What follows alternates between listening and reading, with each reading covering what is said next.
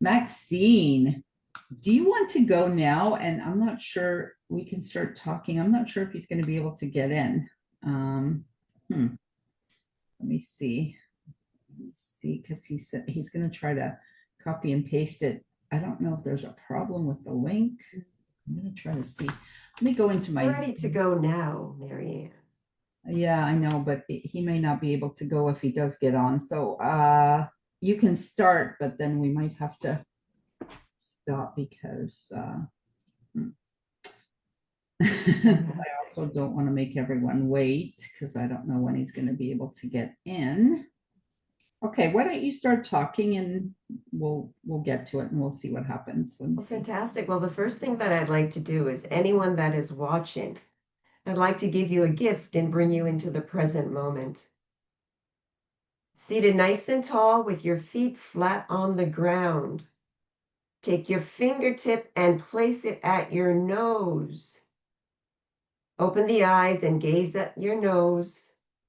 And to continue inhaling and exhaling 2 more times. Inhale,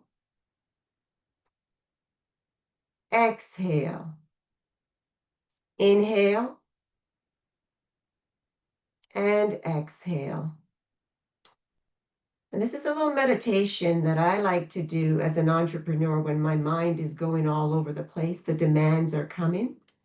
You got to bring yourself back into the moment and gazing, placing the attention on the tip of your nose puts pressure on that third eye. And your mind has no choice. It just has to slow down and bringing you back into the present moment. So that's a little tool that you can use anywhere, anytime. I am Maxine and I am a wellness expert. I teach on 2 things, Kundalini yoga and magnesium. And I'm going to start off with Kundalini yoga and how Kundalini yoga can slow down the aging process as we start to sage, not age, but sage, whether that's in your 40s, 50s, 60s, or 70s. Kundalini yoga brings you back into who you are and who you were meant to be.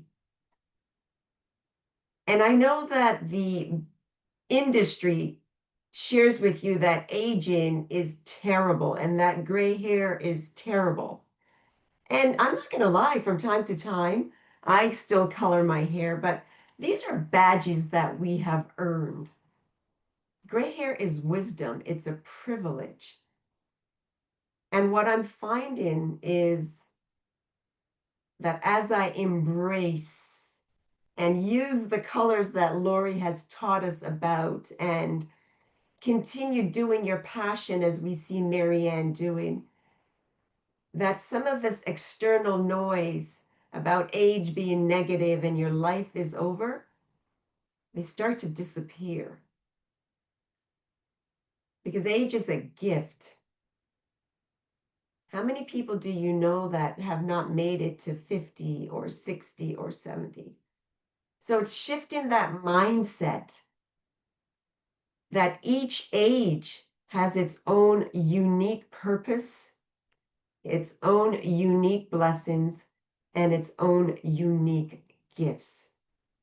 But as we age, we lose muscle tone, we lose memory, and a whole bunch of other issues come on.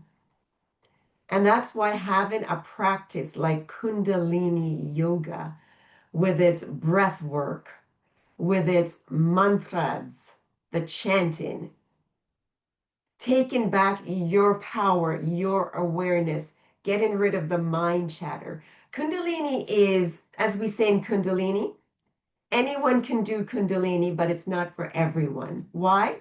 Because it works and it works fast. So things that maybe you have not dealt with, emotions, traumas, all of that stuff, it can come up and it can come up fast. And if you're not prepared for that, then yeah, you're going to freak out. So that's why we say Kundalini can be dangerous because it brings up a lot of stuff that is trapped in the subconscious. And let's face it, for us to be healthy, happy, and age gracefully, we need to take back control of those things, right? But the beauty about a mindful practice like Kundalini, you can start off slow and build with it. And, excuse me, I'm going to take a sip of water.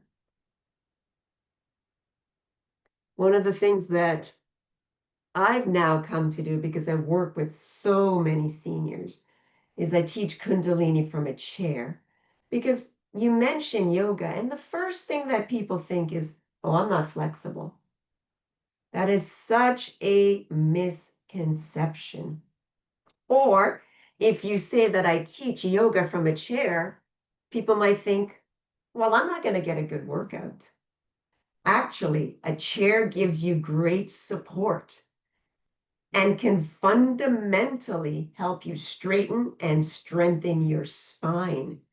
Because in Kundalini Yoga, it's all about the spine, that dormant energy at the base of your spine that is wrapped around like the serpent. That's what the Kundalini energy does. First, it loosens it, and you start to feel like yourself again.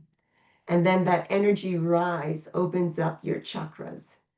And then you're feeling like, okay, I don't need to be validated by so many people, or I don't need to have that second or third or fourth cup of coffee. I'm flowing with my energy. I'm connected to source, right?